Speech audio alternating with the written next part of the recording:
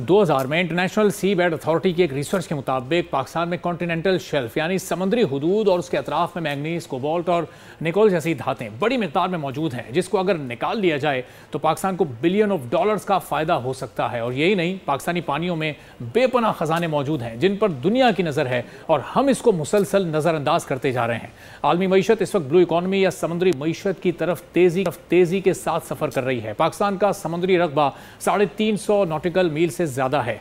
Blue economy में जो शोबे शामिल होते हैं वो पाकिस्तान में न सिर्फ मौजूद हैं बल्कि इतनी तादाद में है कि सालों तक इसका फ़ायदा उठाया जा सकता है। ब्लू इकॉनमी में फ़िशिंग का शोबा सबसे ज़्यादा अहम है। पाकिस्तान की मछली की मसनूआत की सालाना एक्सपोर्ट्स 3 से 400 मिलियन डॉलर्स हैं, जो रिपोर्ट के मुताबिक पाकिस्तान के पास 3 से 4 अरब डॉलर्स एक्सपोर्ट करने की सलाहियत मौजूद है। पाकिस्तान में माहीगीरी को मुख्तलिफ चैलेंजेस का भी सामना है, जिसके बायस हम इतनी एक्सपोर्ट नहीं कर पाते बल्कि अपनी ज़रूरियात को भी बमुश्किल ही पूरा कर पाते हैं। एक रिपोर्ट के मुताबिक पाकिस्तान में माहीगीरी आलमी मयार की नहीं है। पाकिस्तान में कमोबेश 20,000 कश्तियाँ फ़िशिंग के लिए इस्तेमाल होती हैं, मगर उनमें से सिर्फ 400 से ज़ायद कश्तियाँ ऐसी हैं जिनको आलमी मयार के मुताबिक अपग्रेड किया गया है।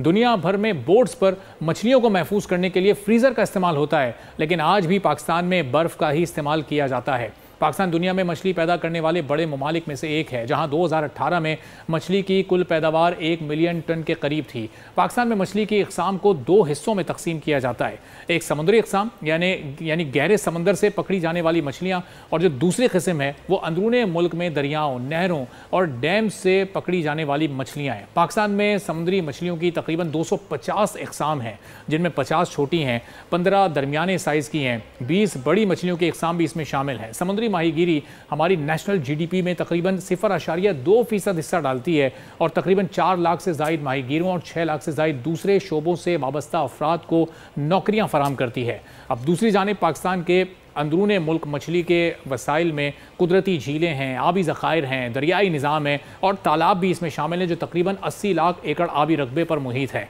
पाकिस्तान में एक्सपोर्ट और इलाकाई तिजारत में माहीगीरी का किरदार बहुत अहम है। पाकिस्तान फ़िश, लेमन, आम और खजूर की एक्सपोर्ट से तकरीबन 460 मिलियन अमरीकी डॉलर्स कमाता है।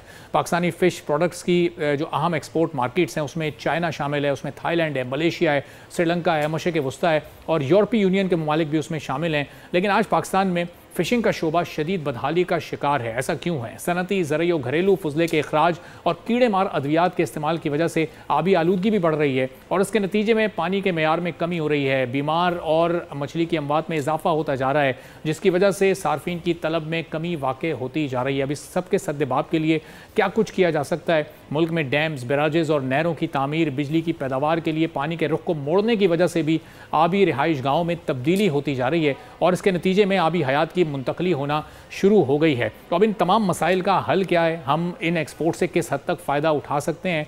मछली की जो पैदावारी सलाहियत में कमी हो रही है वो क्यों हो रही है? और आज हुकूमत के पास बड़ा अहम मौका है कि इस वक्त मुल्क की मईशत की तरक्की हम देख रहे हैं, तरक्की की जानिब मईशत का एक सफ़र और जो इकनॉमिक जो इस वक्त आशारियाँ हैं वो बेहतर हो रहे हैं। तो इस शोबे पर तवज्जो देकर ब्लू इकॉनमी से भरपूर फ़ायदा कैसे उठाया जा सकता है?